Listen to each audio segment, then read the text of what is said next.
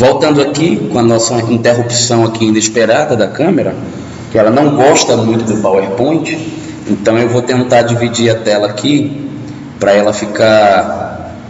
Ih, caramba, eu vou botar só lá e eu vou para lá. E vou tentar ampliar.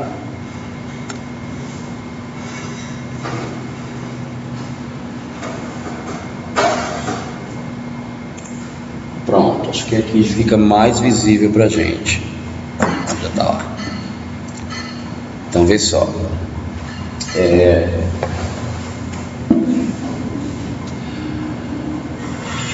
Tem duas situações. Olha o que acontece com essa cena aqui.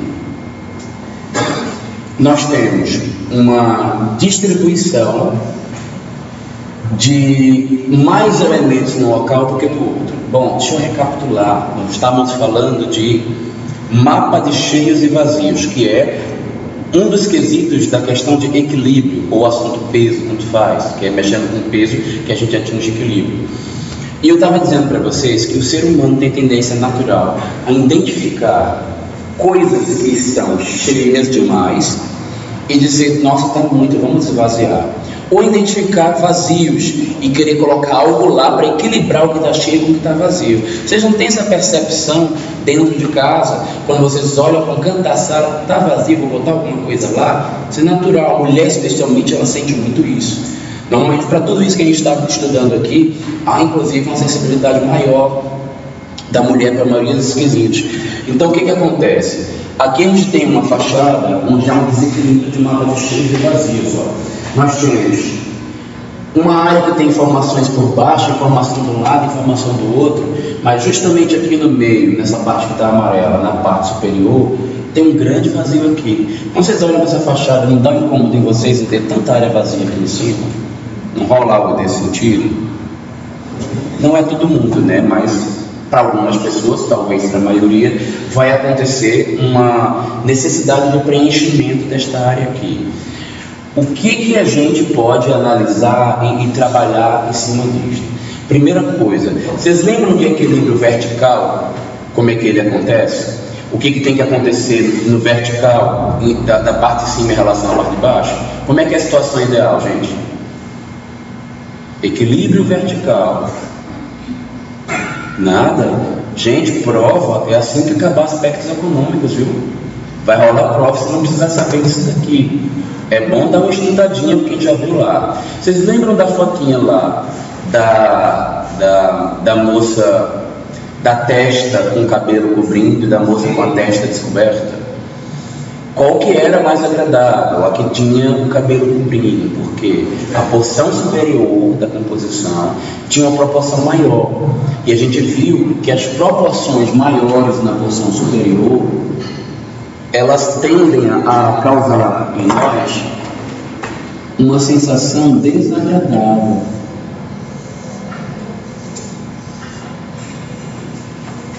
Porque dá uma sensação de instabilidade. E a gente tende a buscar por estabilidade ao observar composições. Ou seja, lembra que a estrutura deficiente, a gente quer que ela seja correta e completa? Pois é, essa aqui parece nos causar uma sensação instável. Portanto, a gente quer proporções menores na porção de baixo. Aqui está correto do ponto de vista disso, gente? Não, porque eu tenho uma proporção muito maior aqui. Complementando com o que a gente já estudou hoje, deixa eu ver se dá para crescer isso aqui um pouquinho mais.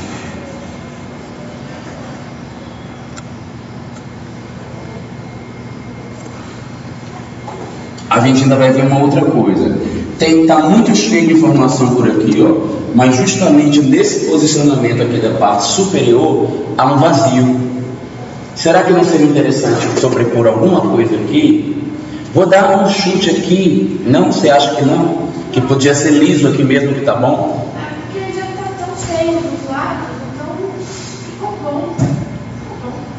É, uma possibilidade de raciocínio também. Se lembrem sempre, gente, que cada um desses itens que eu estou ensinando, eles não trabalham independente das outras possibilidades de análise que a gente tem. Equilíbrio não é um único fator, né, de composição. O contraste é um outro fator, a clareza, a continuidade, vários outros que a gente está estudando. E eu estou alertando a vocês que há uma grande recorrência na expectativa das pessoas em querer menos peso aqui em cima. Eu particularmente faria, não está intenção aqui. Tu não acha que eu não precisaria? Eu faria. Não, sabe por quê? Mas você não pode ser sutil para simplesmente só quebrar essa proporção alta que está aqui e mudar? Ó, com pouco dinheiro, sem modificar a forma radicalmente, eu vou fazer uma quebra.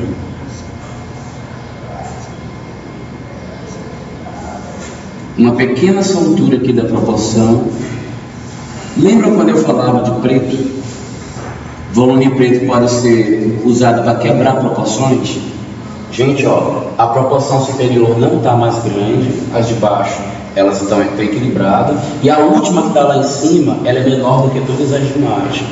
Portanto, eu obedeci aquele quesito lá. Outra coisa, eu não fiz colocação de muito elemento, eu botei uma fita preta só passando aqui na edificação. E o que foi que eu fiz com ela?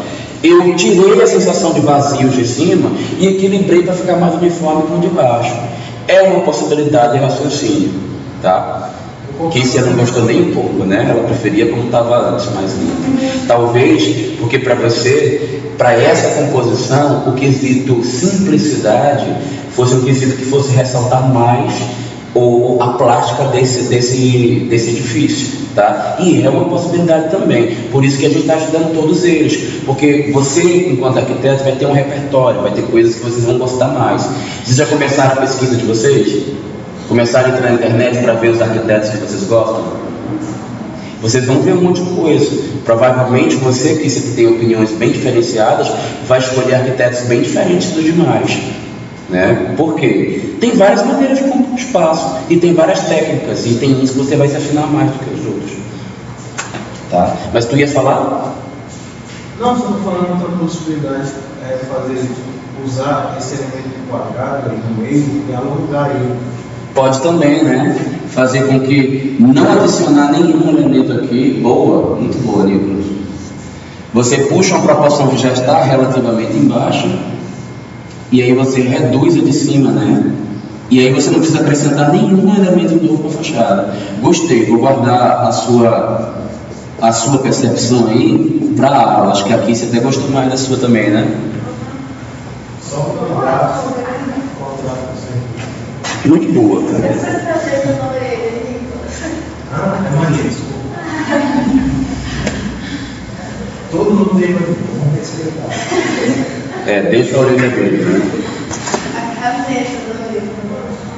Eu já tenho umas 2 aulas que eu percebi que eu bagunço o cabelo, né? Eu vou para aqui, e na hora que eu vou para frente da câmera, aí me assisti em casa, aí eu fico mexendo no cabelo. Quando eu olho para a câmera, digo, rapaz, tem um chifre lá no meio da aula. Já tem umas 2 gravações que eu estou comentando que eu gosto de botar chifre no cabelo. O professor tinha só um fiozinho. Eu? Era o ícone. Ícone. Talvez começar um fiozinho, acho que não dá para ser tensão não. Mas eu vou aproveitar o gatilho e vou falar de tensão com vocês. Gente, os aspectos que a gente está estudando hoje, por último, são os que são um pouquinho mais difíceis de entender. Já viram que eles têm alguns problemas a mais na interpretação. Justamente vai ser sempre alguma coisa que não foi construída daquele jeito que a gente está vendo, mas pelas coisas ao redor a gente está fechando. Entendi o que você está falando. Como é que você vai descobrir o que é bom? Porque aqui a gente está vendo exemplos e está analisando alguém mudando o que está errado para ficar correto. E quando você está criando do zero, como é que você chega lá? Então vai ser sempre uma modificação? É isso que você está perguntando? Ou não? Não, eu estou perguntando se fechamento quando a gente vê uma coisa que não está fechada, igual aquelas fotos, não tinha um cilindro no meio, mas as construções fizeram aquele fechamento lá.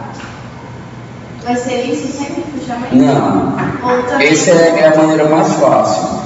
Fechamento é quando uma ideia de composição formal tende a outra ideia, mas ela não está presente na composição. Você a percebe sem que ela esteja ali de verdade. Só que essas dos traços que se complementam e o nosso cérebro fecha, é a mais intuitiva e a mais fácil de entender. Tem outros, mas eu talvez não consegui na minha pesquisa achar fotos com exemplos melhores para mostrar outros exemplos para vocês. Então eu preferi esses que fecham aí as figuras. A gente tem também projetado não só para o que a gente vê, mas sim pelo que o nosso cérebro acaba. É mais ou menos isso que o Nicolas está dizendo. Você, quando quiser encontrar fechamento, não se foque naquilo que basicamente está sendo visto. Tem que tentar captar o que o cérebro se condicionou a enxergar. É como você vê a forma pelo cérebro em vez de ver pelos olhos. É quase isso você identificar fechamento. Como é que ele complementa as coisas ou como é que ele reinterpreta os objetos. Tá? Qual é a tendência que ele tem de forma. Talvez o único que vai saber vai ser o próprio que fez o projeto, mas as pessoas vão passar lá, elas vão... Olha, nosso objetivo não é privilegiar o criador, o arquiteto, quando a gente faz uma obra não, tá? Se você fizer uma obra que você quer que ela tenha um desses princípios, se você não for claro, vocês lembram que a gente estudou clareza? Clareza é objetividade e assertividade nas intenções daquilo que você está usando na composição. Se você não evidencia muito claro aquilo que está fazendo, as pessoas não vão entender aquilo que você está querendo provocar nelas. Aquela sensação que você achou que estava provocando, ela é só para você. Lembra? A Linda Lombardi, ela pintou de vermelho para todo mundo perceber bem essa viga dela. Ela levantou, sei lá, 6 metros, aqui 8 metros, para todo mundo saber que isso aí estava em suspensão. Não é uma coisa para só quem projetou entender, não. Porque você é o único que sabe o que fez, mas você também quer mostrar o que fez para os outros. Sem dúvida. Se você quer obter êxito num desses quesitos, faça-o com muita clareza, porque só você sabe aonde você quer chegar, mas todo mundo precisa também compreender aonde você quer chegar. Aliás, você não precisa fazer a pessoa compreender uma coisa, você pode fazer ela compreender o que você quer, além do que você quer, várias outras. Lembram que na questão simbólica, quanto maior a possibilidade de interpretações, mais rica fica essa peça de simbolismo. Agora o objetivo central tem que estar presente também, a ideia central. As subjacentes vão se adicionando, vão enriquecendo o que você está querendo fazer, tá? Mas eu falava de tensão. Tensão aqui, gente, a gente vai interpretar para a análise da nossa disciplina como um elemento que normalmente, com muita ênfase, abala a linearidade da composição da qual ele faz parte. Complicadinho, né? Isso que eu estou falando. Tá tenso mesmo? Também pode ser uma situação onde algum elemento faz com que os demais se concentrem nele em termos de percepção visual. Tensão também pode ser uma situação onde alguma coisa desejada está para acontecer, mas não acontece. E surge uma expectativa de realização de um movimento dentro da obra. Vixe, complicado, né? Vamos ver por exemplos. E vamos também pegar umas dicasinhas para simplificar para vocês. Normalmente, a tensão se dá por ângulos e por curvas. Por quê? Porque a maioria das coisas estáveis e lineares, elas são retinhas e ortogonais. Quando você aparece com uma curva ou com uma inclinação, normalmente você abala a linearidade das composições. Mas cuidado, não é fazendo uma curva em diagonal simplesmente que você abala a linearidade das composições. Exemplo, se eu, por exemplo, fizer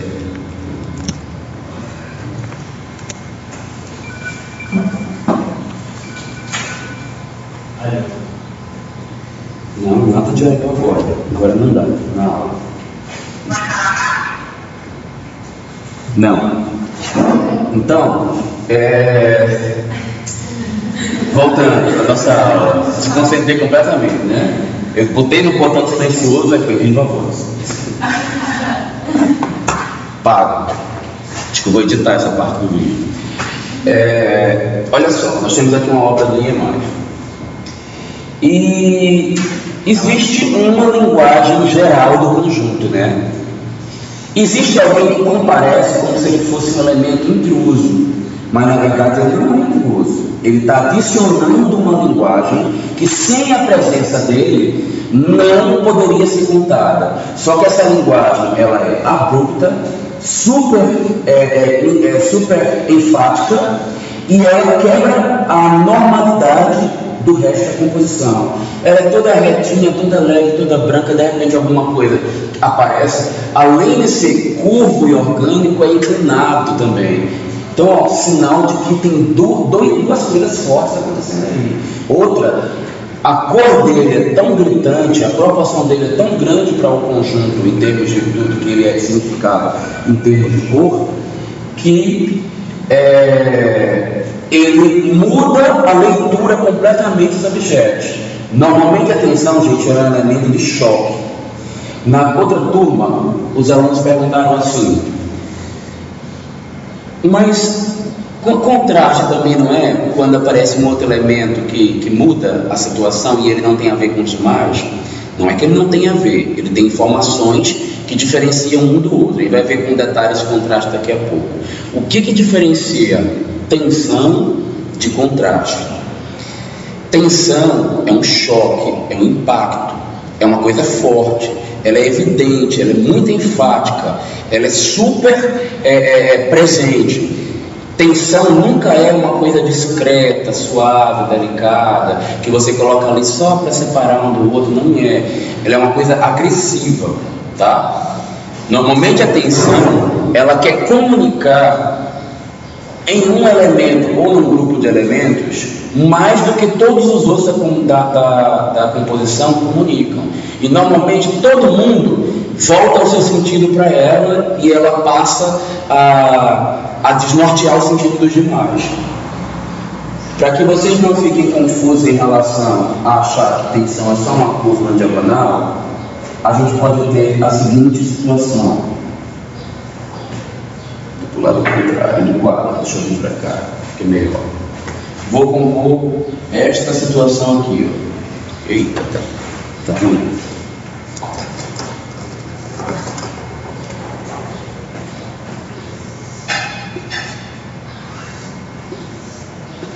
Aqui o quadro. Diagonais, diagonais, diagonais.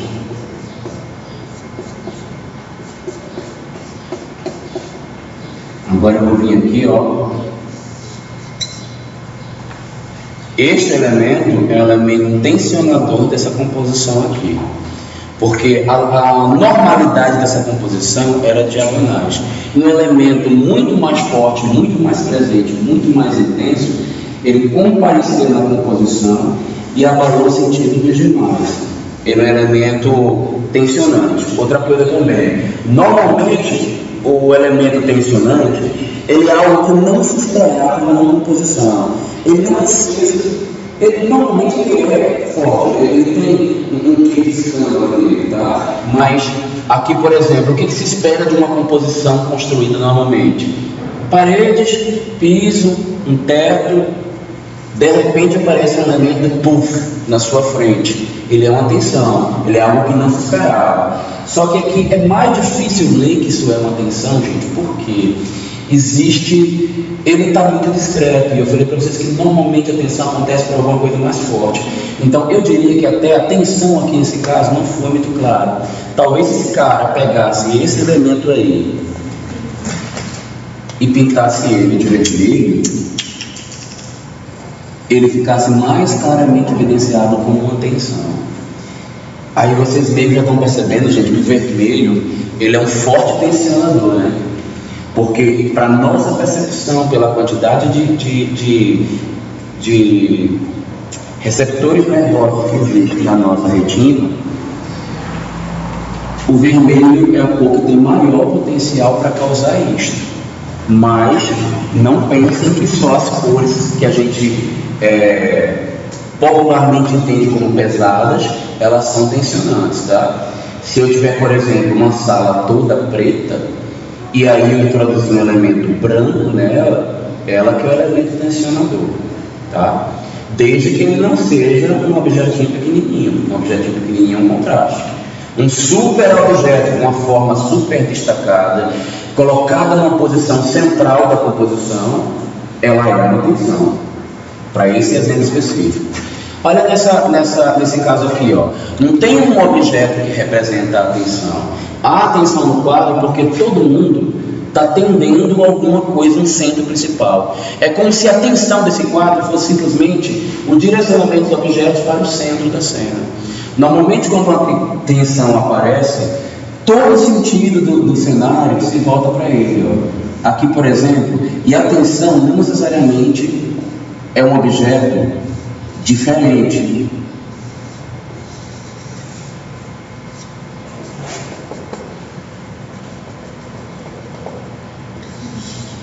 Olha o que acontece aqui, gente. Esse círculo, ele não é diferente da maioria dos outros que está aí, né? Existem coisas semelhantes a ele aí dentro dessa composição. Mas já perceberam que todo mundo se volta para ele? Ele é um elemento tensionador. Agora, se eu tirar ele daqui, continua tendo tensão na obra? Continua, gente. É igual aqui, ó. Não tem um elemento que representa a tensão, mas um movimento direcionado que chama a atenção, ele continua presente na obra. Então existe uma tensão. Teve uma aluna que ele pegou e fez dar um exemplo para mim. Já ouviram falar em estrutura tensionada? Umas coberturas, que elas são assim, ó, feitas com lona, e aí pendura ela lá nas pontinhas, né, e fica uma coisa assim. Aí normalmente tem um gancho que segurando ela, faz a cobertura. Eu não vou dizer para vocês que não é, porque isso é uma tensão física, que é diferente da tensão plástica. Mas não vou dizer também que não tem tensão plástica na tensão física, porque existe um direcionamento de forças em relação a algum elemento. Ele se destaca dos demais e ele tem e ele é diferente dos demais da composição. Mas, gente, você tende ao analisar isso daqui, especialmente, por exemplo, no caso que ele me colocou. Em vez de ele pegar e fazer uma explicação como essa, e ter algum elemento que ele pudesse destacar e falar sobre ele me mostrou um monte de coberturinhas assim, ó. Aí botou uma do lado da outra. Nesse sentido aqui, não rola uma tensão, porque não existe nenhum elemento que abala a linearidade dessa composição. Eles dialogam uma vez e falam assim, quem é o grande impacto que chega para quebrar toda essa lógica? Não rolou. Tensão, gente, é um elemento destacado, escandaloso, presente, forte, que fala mais do que todos os demais querem falar. Ele é uma coisa que não dá para você identificar, que você não dá para olhar para ele e passar desapercebido como se ele estivesse no local. Outra coisa, a tensão, ela tende, não necessariamente vai acontecer, mas ela tende a incomodar. Aliás, vocês já ouviram falar sobre alguns artistas que eles falam assim, eu vim aqui foi para incomodar mesmo? Não tem um diálogo, já vi alguns falarem dessa maneira. Esse cara, ele é um elemento tensionador, pelo menos ideologicamente falando, filosoficamente falando. Ele é um cara que gera tensão no mundo das artes. Aqui a gente não está falando de um cara, está falando de objetos que causam tensão, tá? Então ele precisa normalmente incomodar. Se alguma coisa te incomoda, pode ser que ela te incomode não por ser uma coisa negativa. Pode ser que ela esteja ali para justamente incomodar as pessoas, porque ela está querendo contar alguma coisa. Ela está querendo falar uma mensagem. Ela está querendo falar alguma coisa que as outras não disseram por si só. Tá? Então a atenção, ela tem um papel adicional que vai acrescentar na obra coisas que a obra por si só não nos falaria. Tá? Pode ser simbólica ou música. Toda atenção é simbólica também. Tá? Mas você pode simbolizar várias coisas sem ser tenso. Certo? numa cena completamente linear sem super simbólico. Aqui é um jeito de ser simbólico sendo denso. Tá? O professor, quando tipo, em Buenos Aires tem aquela flora genérica. Que aí tem aquela flor, acho que é tipo um metal no meio tipo, de um armadão assim. Também seria uma coisa de atenção. Peraí, deixa eu ver se eu consigo achar o que você está pedindo aí. Eu nunca fui em Buenos Aires, então eu não faço ideia do que você está falando. Vamos torcer para que a nossa internet ajude. E eu tentar achar a imagem que você está pedindo. Liga a internet. Né? Ligar a internet, abrir a porta. O que você quer lá em Buenos Aires? Florais genérica. Florais genérica. É um nome de uma flor, acho que é legal. Florais de. Floralis. Genérico. Genérica.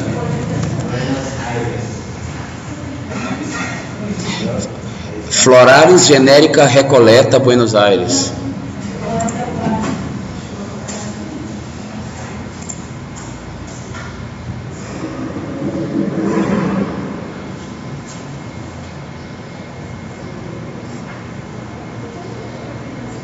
Força na manivela aí que vai rolar. É isso? Ah, desculpe, não tá aí para vocês, peraí que também eu cliquei aqui e ele tá querendo carregar ainda. Na hora de carregar eu boto aí. Mas apareceu tipo um preview aqui embaixo.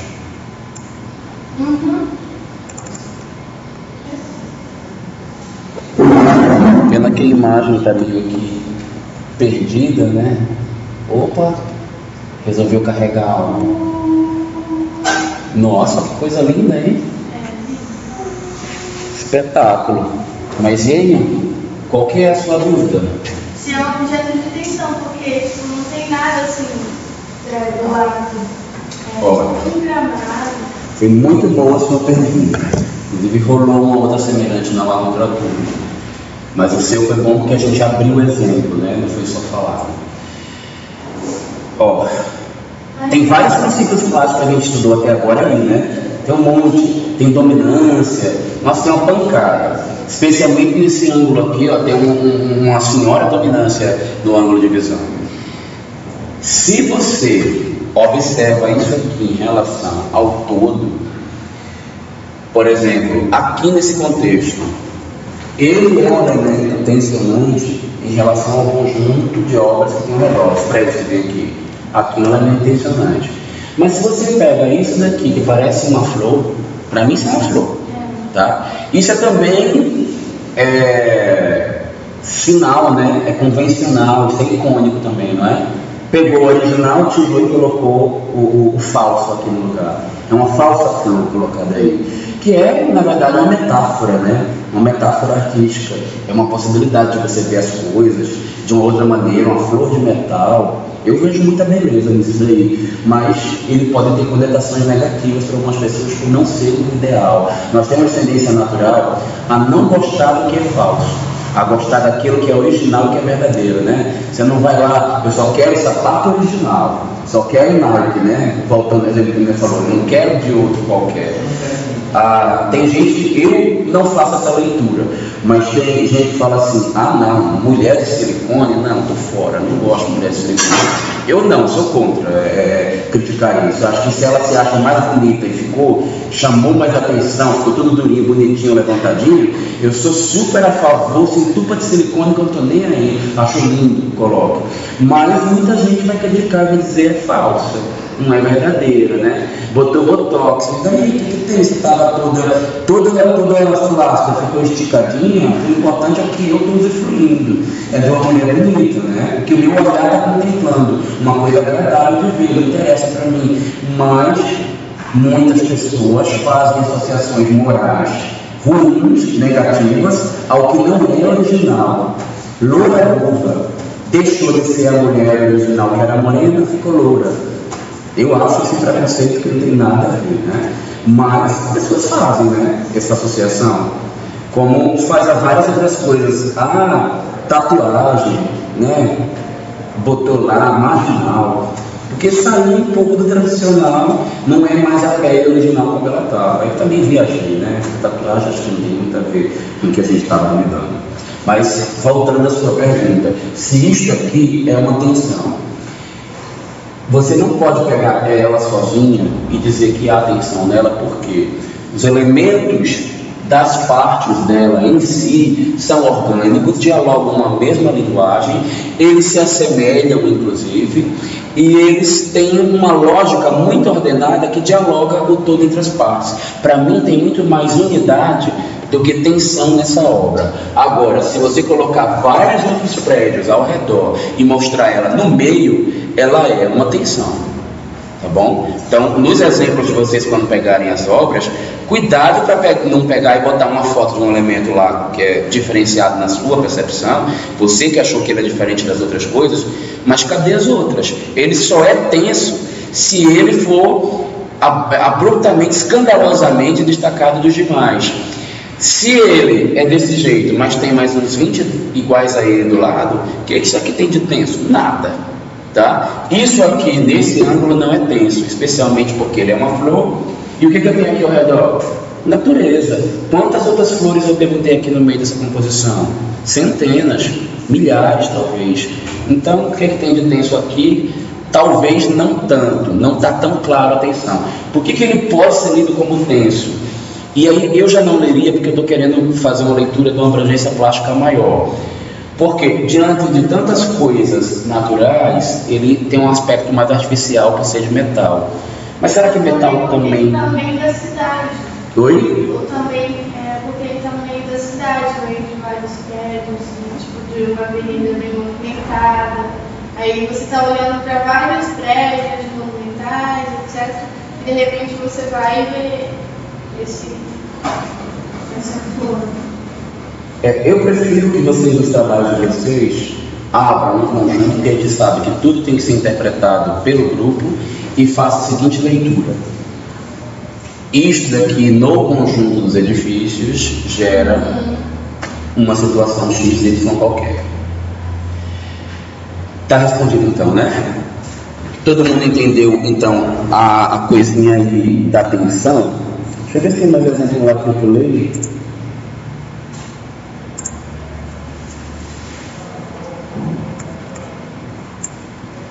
Então veja só, aqui por exemplo, eu não só avaliei a naturalidade, como eu mudei a sensação de percepção, né?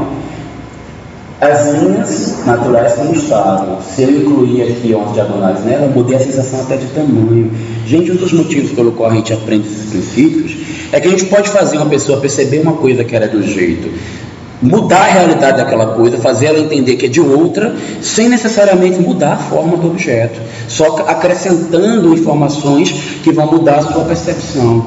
Então isso aqui é uma condição interessante, né? A gente pega, por exemplo, aqui aquela coisa super estável, ela de repente fica super movimentada, que é quando esse cara se abstrai em cima do trabalho do Mondrian, né? Isso aqui provavelmente é uma derivação do Mondrian.